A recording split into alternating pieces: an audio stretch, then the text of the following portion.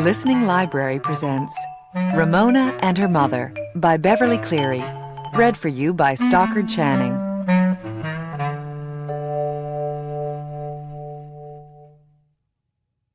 One, a present for Willa Jean.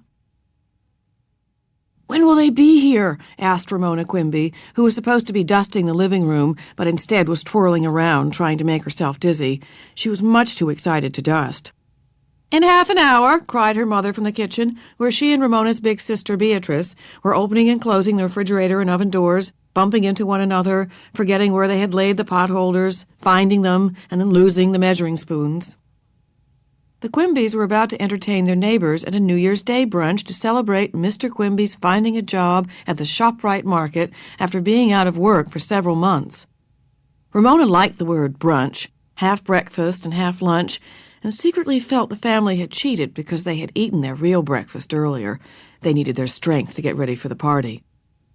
"And Ramona," said Mrs. Quimby as she hastily laid out silverware on the dining room table, "be nice to Willa Jean, will you? Try to keep her out of everyone's hair." "Ramona, watch what you're doing," said Mr. Quimby, who was laying a fire in the fireplace. "You almost knocked over the lamp." Ramona stopped twirling, staggered from dizziness, and made a face. Willa Jean, the messy little sister of her friend Howie Kemp, was sticky, crummy, into everything, and always had to have her own way. "And behave yourself," said Mr. Quimby. "Willa Jean is company." Not my company, thought Ramona, who saw quite enough of Willa Jean when she played at Howie's house.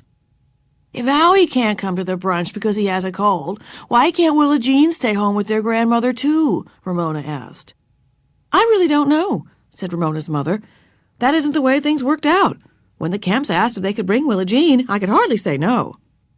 I could, thought Ramona, deciding that since Willa Jean, welcome or not, was coming to the brunch, she had better prepare to defend her possessions. She went to her room, where she swept her best crayons and drawing paper into a drawer and covered them with her pajamas. Her Christmas roller skates and favorite toys, battered stuffed animals that she rarely played with but still loved, went into the corner of her closet.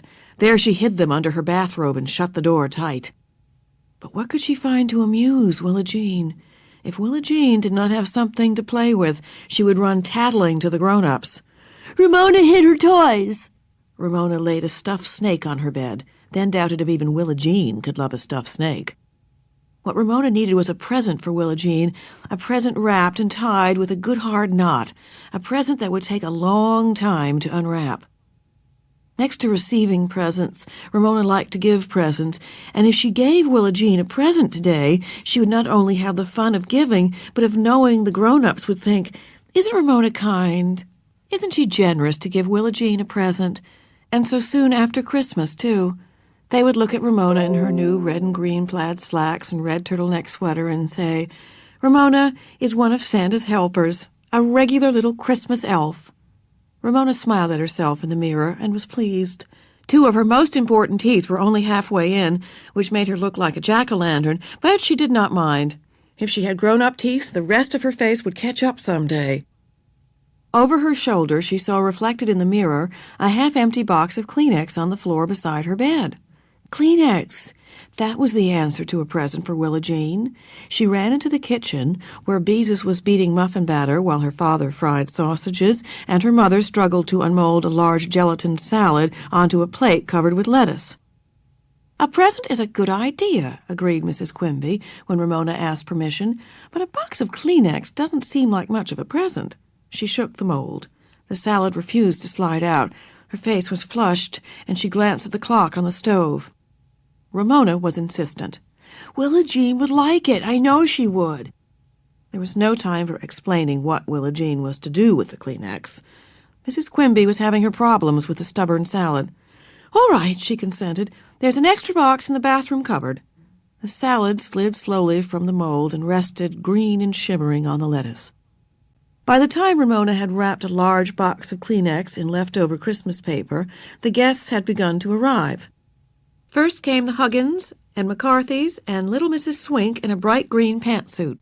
Umbrellas were leaned outside the front door, coats taken into the bedroom, and the usual grown-up remarks exchanged. "Happy New Year! Good to see you! We thought we would have to swim over, it's raining so hard. Do you think this rain will ever stop?" Who says it's raining? This is good old Oregon sunshine. Ramona felt she had heard that joke 1,000,000 times, and she was only in the 2nd grade. Then Mr. Huggins said to Ramona's father, "Congratulations, I hear you have a new job." "That's right," said Mr. Quimby. "Starts tomorrow." "Great," said Mr. Huggins, and Ramona silently agreed. Having a father without a job had been hard on the whole family. Then Mrs. Swink smiled at Ramona and said, "My Juanita, you're getting to be a big girl. How old are you? I can't keep track." Should Ramona tell Mrs. Swink her name was not Juanita? No, Mrs. Swink was very old and should be treated with courtesy. Last year, Ramona would have spoken up and said, "My name is not Juanita, it's Ramona." Not this year. The room fell silent as Ramona answered, "I'm 7½ right now." She was proud of herself for speaking so politely. There was soft laughter from the grown-ups, which embarrassed Ramona. Why did they have to laugh? She was 7½ right now. She would not be 7½ forever. Then the Grumbies arrived, followed by Howie's mother and father, the Kemps, and, of course, Willa Jean. Although Willa Jean was perfectly capable of walking, her father was carrying her so she would not get her little white shoes and socks wet. Willa Jean, in turn, was carrying a big stuffed bear. When Mr. Kemp set his daughter down, her mother peeled off her coat, one arm at a time, so Willa Jean would not have to let go of her bear. There stood usually messy Willa Jean in a pink dress with tiny flowers embroidered on the collar. Her curly blonde hair, freshly washed, stood out like a halo. Her blue eyes were the color of the plastic handle on Ramona's toothbrush. When she smiled, she showed her pearly little baby teeth. Willa Jean was not messy at all.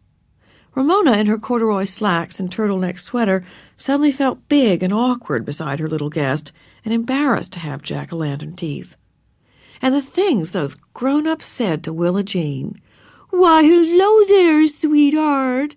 My, don't you look like a little angel. Bless your little heart, did Santa bring you the great big bear?" Willa Jean smiled and hugged her bear. Ramona noticed she had lace ruffles sewn to the seat of her underpants. "What is your bear's name, dear?" asked Mrs. Swink. "Roger," answered Willa Jean. Mrs. Kemp smiled as if Willa Jean had said something clever and explained, "She named her bear Roger after the milkman." Mrs. Quimby said with amusement, "I remember when Ramona named one of her dolls Chevrolet after the car." Everyone laughed. She didn't have to go and tell that, thought Ramona, feeling that her mother had betrayed her by telling, as if it were funny, something she had done a long time ago. She still thought Chevrolet was a beautiful name, even though she was old enough to know that dolls were not usually named after cars. "See my bear?" Willa Jean held Roger up for Ramona to admire. Because everyone was watching, Ramona said politely, "He's a nice bear." And he was a nice bear. The nicest bear Ramona had ever seen. He was big and soft, with a kindly look on his furry face. And this was the best part. Each of his 4 big paws had 5 furry toes. You could count them, 5 on each paw. Even though Ramona felt she should be outgrowing bears, she longed to hold that bear, to put her arms around him, hug him close, and love him. "Would you like me to hold the bear for you?" she asked. "No," said Willa Jean. "Ramona," whispered Mrs. Quimby, "take Willa Jean into the kitchen and sit her at the table so she won't spill orange juice on the carpet." Ramona gave her mother a balky look, which was returned with her mother's "you do it or you'll catch it" look. Mrs. Quimby was not at her best when about to serve a meal to a living room full of guests.